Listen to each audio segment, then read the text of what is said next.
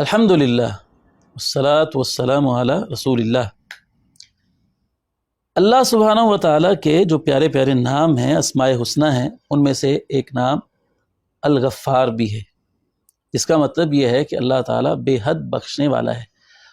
اس کو بخشنا بڑا پسند ہے۔ وہ چاہتا ہے کہ جب اس کے بندے اپنے نفس کے ہاتھوں مجبور ہو کر شیطان کے بہکاوے میں آ کر گناہ کر بیٹھتے ہیں تو وہ اللہ کی جناب میں آ کر چند آنسو بہا دیں، اپنے گناہوں کی معافی مانگ لیں، تو اللہ تعالیٰ کو بہت اچھا لگتا ہے کہ وہ اپنے بندوں کو معاف کرے۔ استغفار کرنے والے بندے اللہ کو بہت پسند ہیں۔ اگر ہم غور کریں قرآن مجید کی آیات میں، نبی کریم صلی اللہ علیہ وسلم کے فرامین میں، تو ہمیں استغفار کی بہت زیادہ ترغیب نظر آتی ہے۔ اگر ہم اوورآل دیکھیں، کتاب و سنت میں غور کریں استغفار کے حوالے سے، تو ہمیں یہ پتہ چلتا ہے کہ استغفار کے 4 موقع ہمیں بتائے گئے ہیں کہ کہاں پر ہمیں استغفار کرنا ہے۔ پہلا موقع تو بالکل واضح ہے کہ گناہ کرنے کے بعد ہمیں استغفار کرنا ہے۔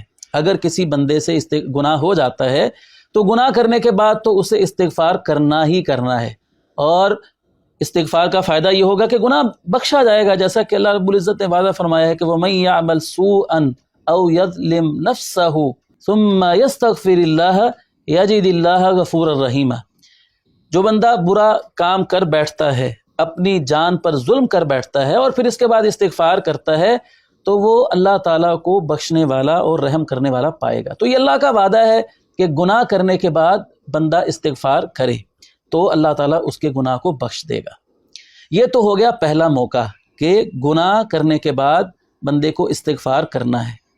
اتنا استغفار کرنا ہے، اتنا استغفار کرنا ہے کہ اس کو یقین ہو جائے کہ اب تو میرا گناہ بخشا گیا ہے۔ دوسرا موقع آپ حیران ہوں گے استغفار کا، نیکی کرنے کے بعد استغفار کرنا۔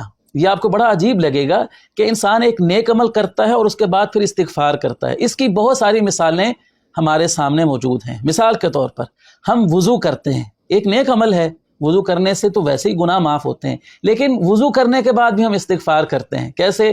وضو کرنے کے بعد کی جو دعائیں اللہ کے رسول صلی اللہ علیہ وسلم سے ثابت ہیں، ان میں سے ایک دعا ہے سبحانک اللہم وبحمدک اشہد ان لا الہ الا انت استغفرک واتوب الیک۔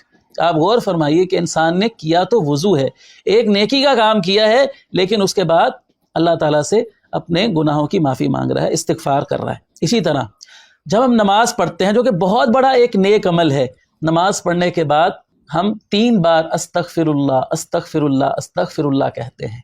کیا نیکی کا عمل ہے، لیکن اللہ تعالیٰ سے استغفار کر رہے ہیں کہ اگر ہم سے نماز کے دوران میں کوئی کمی کوتاہی ہو گئی ہو، اور رہ جاتی ہے، انسان کتنی بھی کوشش کر لے نماز کو خشوع و خضوع کے ساتھ پڑھنے کی، سنت کے مطابق پڑھنے کی، لیکن پھر بھی انسان کی توجہ کہیں اور طرف چلی جاتی ہے، نماز میں اس سے کوئی کمی کوتاہی ہو جاتی ہے، تو انسان استغفار کرتا ہے۔ اسی طرح دیکھیں، ایک شخص رات کو قیام اللیل کرتا ہے، تہجد کی نماز پڑھتا ہے، اس کے بعد اللہ تعالیٰ سے استغفار کرتا ہے۔ اللہ تعالیٰ نے ایسے لوگوں کی تعریف فرمائی ہے والمستغفرین بالاسحار، وہ لوگ جو سحری کے وقت میں اللہ تعالیٰ سے استغفار کرتے ہیں۔ رات کو تہجد کی نماز پڑھتے ہیں، پھر جب سحری کا وقت ہو جاتا ہے، ان کی تہجد ختم ہو جاتی ہے، تو اللہ تعالیٰ سے استغفار کرتے ہیں۔